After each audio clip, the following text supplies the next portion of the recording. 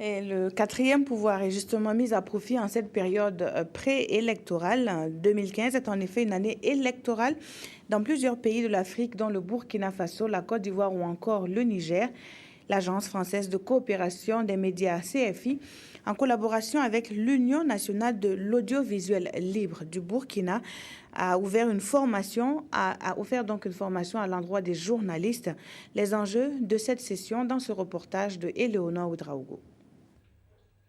Un traitement de l'information politique citoyenne aux prochaines élections dans 5 pays d'Afrique. C'est l'ambition de l'Union nationale de l'audiovisuel libre au Faso et de l'Agence française de coopération média à travers son projet Élections, médias et citoyenneté, dont la mise en œuvre débute par cette formation en journalisme politique.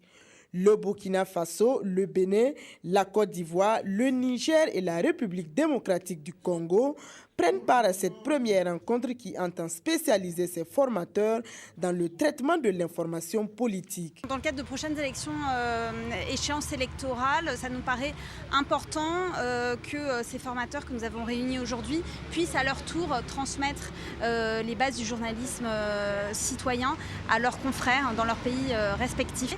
L'idée est de favoriser un traitement citoyen du politique, assez éloigné de la politique politicienne, telle qu'on a l'habitude de la voir dans les médias, à la fois en Afrique, mais aussi bien sûr en France. Sortant d'une crise où les gens se sont exprimés de façon magistrale, et la presse aussi a joué un rôle qu'elle n'avait jamais joué jusque-là.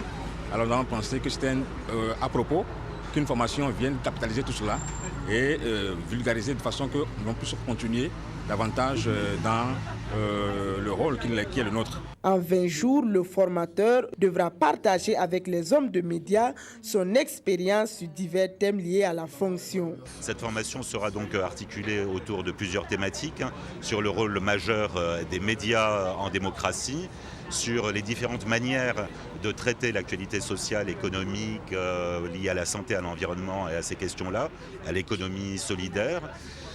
Les techniques d'interview, les règles déontologiques des journalistes, car si les journalistes ont des droits, ils ont aussi des devoirs. Des techniques comme les interviews téléphoniques, l'animation de débats politiques, les émissions interactives avec les citoyens qui sont toujours très intéressantes pour mesurer la température aussi et les attentes de la population. La formation qui intervient dans un contexte de préparation des élections de novembre 2015 vient en appui au Conseil supérieur de la communication qui apprécie l'initiative. C'est une initiative qui vient en complément des efforts que le Conseil supérieur de la communication déploie et est appelé à déployer davantage sur le terrain en matière de formation et d'encadrement des journalistes dans le cadre de l'expression d'une presse libre et plurielle. La formation va lier théorie et pratique avec des exercices et des témoignages de responsables de médias.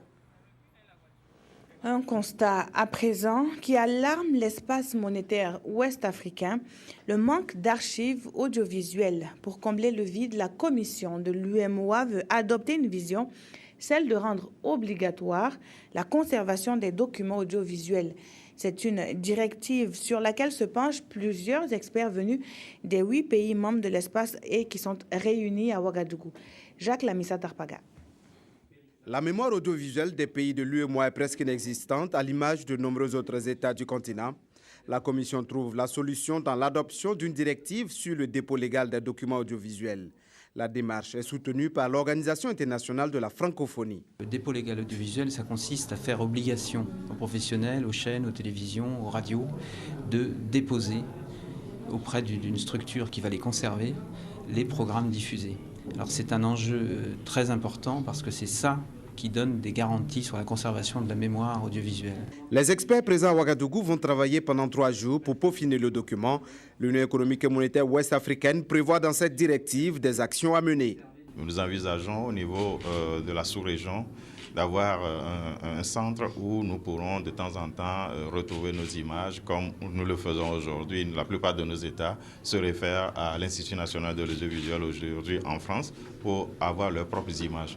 Alors nous pensons qu'il est nécessaire d'avoir notre propre documentation dans notre espace de manière à pouvoir les exploiter en temps opportun. Ce projet de l'UEMOA vient au moment où le passage au numérique est imminent pour les télévisions de nombreux pays africains. C'est une aubaine car cette transition va faciliter l'archivage et la sauvegarde des documents audiovisuels.